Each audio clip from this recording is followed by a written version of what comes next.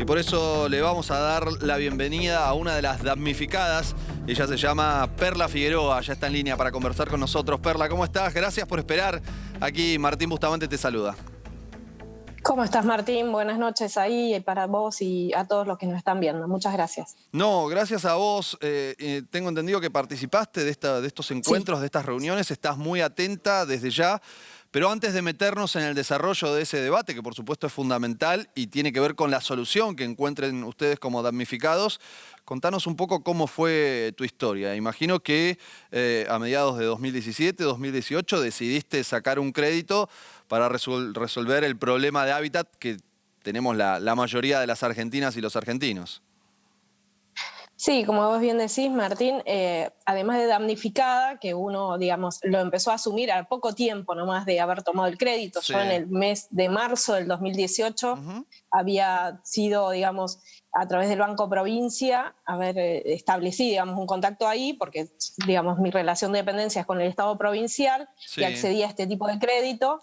Eso fue en marzo del 2018 y en noviembre del 2018, o sea, te digo, a los pocos meses, estaba realizando la primera reunión de familias que ya veníamos sintiendo el desequilibrio que de luego, digamos, se fue acelerando con la disparada de la inflación. ¿En qué se manifestaba Así el que desequilibrio? y básicamente en lo que fue el aumento de toma del ingreso, de la porción del ingreso que fue aumentando la cuota, y vos veías que por más que pagabas mes a mes, la deuda, en vez de ir bajando, se iba incrementando. O sea, pagabas más y debías más, las dos cosas. Totalmente. O sea, no había... Y ahí, bueno, empezamos a evidenciar lo que significa que la uva no tiene absolutamente tope, y eso hace que, digamos, en este momento donde la inflación, Sí. en este momento y en ese momento ya, ¿no? Nosotros veníamos advirtiendo la necesidad de repensar un sistema que, como vos bien decís, fue pensado supuestamente como política pública de acceso a la vivienda, Claro. y que impactó claramente en lo que fue el desorden y yo te diría el saqueo hoy por hoy que vivimos las familias a diario. Así que ese fue como en corto plazo mi experiencia, y bueno, rápidamente nos pusimos en contacto con distintos núcleos de familias del interior del país y de la propia provincia de Buenos Aires, y constituimos lo que se llama, lo que vos sabés, el grupo Hipotecados UBA a nivel nacional. Soy una de las referentes, exactamente. Y ahí tuve oportunidad de hablar los otros días en la Cámara de Diputados, justamente. Bien, ahora nos vas a contar eso, por supuesto. Había una suerte de cláusula donde no podías pagar más que un determinado porcentaje de tu salario. ¿Qué pasó con eso? Eso claramente fue una de las tantas informaciones erróneas, o te diría con publicidad engañosa, que se llevó adelante.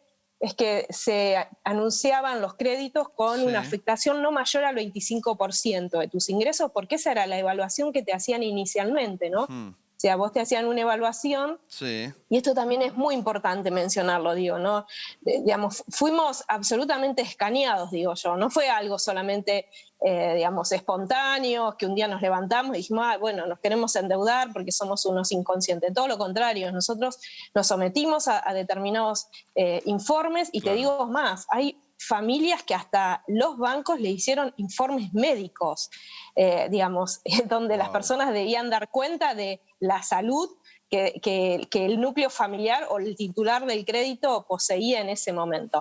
Eso era digamos, un valor o un diagnóstico inicial, pero nunca te decían que en realidad podía seguir creciendo sin tope de afectación.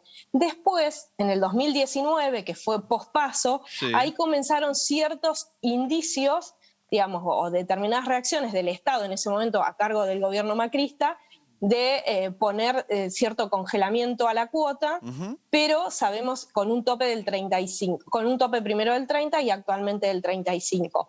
Pero hay diferencias en ese sentido para el universo de los créditos, porque mientras el Banco Provincia de Buenos Aires, pasado ese tope, se hace cargo el banco, en el caso de los demás bancos, Nación, Ciudad, el resto de la banca privada, lo que te hace es tirarlo para el final de la vida del crédito. Con lo cual, digamos, vos lo que estás es pateando la pelota para más adelante, pero el sobreendeudamiento se acentúa mayormente. Por eso digo, el único que ha tomado cierto grado de medida en relación a este esfuerzo compartido, hasta el momento que termina en julio, esto fue el Banco Provincia de Buenos Aires. El resto no funciona de esa manera y se pasa a la final de la vida del crédito esa cuota que vos tenés como topeada, ¿no? Esa porción que vos nos pasás se la pasan al final de la vida del ¿Y crédito. eso que está haciendo el Banco Provincia, ustedes están pidiendo que se extienda al resto de los bancos? Mira, yo creo que debería ser claro un esfuerzo para todos los bancos, pero nosotros lo que estamos buscando es, digamos, lograr que realmente se revierta y se reestructuren nuestras deudas para que sean sustentables, porque sabemos que hoy por hoy en la Cámara de Diputados se está discutiendo también el futuro de los créditos. Entonces, una de las cuestiones es pasarnos a CBS, ¿sí? Pasarnos a un índice de coeficiente de variación salarial, sacarnos de la inflación. Pero Claro. nosotros tenemos una historia de sobreendeudamiento de estos casi 5 años, con lo cual para poder empalmarnos con cualquier índice necesitamos volver a restablecer ese equilibrio entre ingreso y deuda. Claro. Entonces es ahí donde nosotros estamos pidiendo una desindexación parcial de nuestras deudas, porque sabemos que este esfuerzo compartido tiene que ser entre las tres patas, y es donde decimos que los bancos ganen un poco menos y que el CBS tenga un tope del 80%. Es decir, que nos permita a nosotros recalcular nuestras deudas y Sí. de ese modo equilibrar también la cuota. ¿Cómo fue Porque la...? Dale, sí, decime. termina la idea. No, porque si lo hacemos de manera, digamos, sin leer esta situación que hemos vivido hasta el momento, no va a haber una solución de fondo, que es lo que nosotros estamos planteando, y es lo que estamos tratando que los diputados, los distintos legisladores lo comprendan. Porque si hay algo que quedó claro en ese momento que tuvimos la oportunidad Sí. de escuchar, y con mucho dolor, digo yo, porque fui una de las personas que lo dije así, de mucho destrato de algunas personas que fueron a exponer ese día ahí y que lo hacen a diario en distintas, usando las redes sociales, como Lucas Liach, que hasta le llegó a ofertar a una hipotecada a la compra de la casa. Digamos, le ha mandado un mensaje diciéndole, bueno, si estás tan disconforme, tengo un fondo que te lo puede comprar. La verdad que se están burlando en la cara y se ¿Eso están burlando en desde el serio le dolor de dijo la eso gente. a una Sí, damnificada? sí, a una damnificada se ¿Está lo dijo y registrado de eso? hecho sí está registrado en un tuit, en un mensaje que le envió a la damnificada. Y la verdad que es doloroso que nos traten así y que de alguna manera exponen de una manera, digo yo, obscena su modo de percibir el mundo y un modo de percibirnos a nosotros puntualmente. Fue así. Te digo que a nosotros nos asombró el desparpajo de dirigirse así a las familias y decirle, si te quejas tanto, tengo un fondo que te lo puede comprar, un amigo que tiene un fondo te lo puede comprar y te sacás de encima de eso. Y ahí es donde claramente se muestran las dos caras de la moneda. Nosotros no somos inversores, somos familias que intentamos buscar una solución a nuestra Claro. cuestión de vivienda, y quienes dicen que la UBA es el mayor acierto de su gestión, Sí. lo único que buscaron es hacer negocios, claramente, y dejar atrapado una política de vivienda o el derecho al acceso a la vivienda a una cuestión financiera, que es un poco lo que yo decía, busquemos separar lo que significa el acceso a la vivienda del interés financiero. Perla, contanos, te pedimos brevemente la experiencia, qué ocurrió finalmente allí en el anexo de la Cámara de Diputados.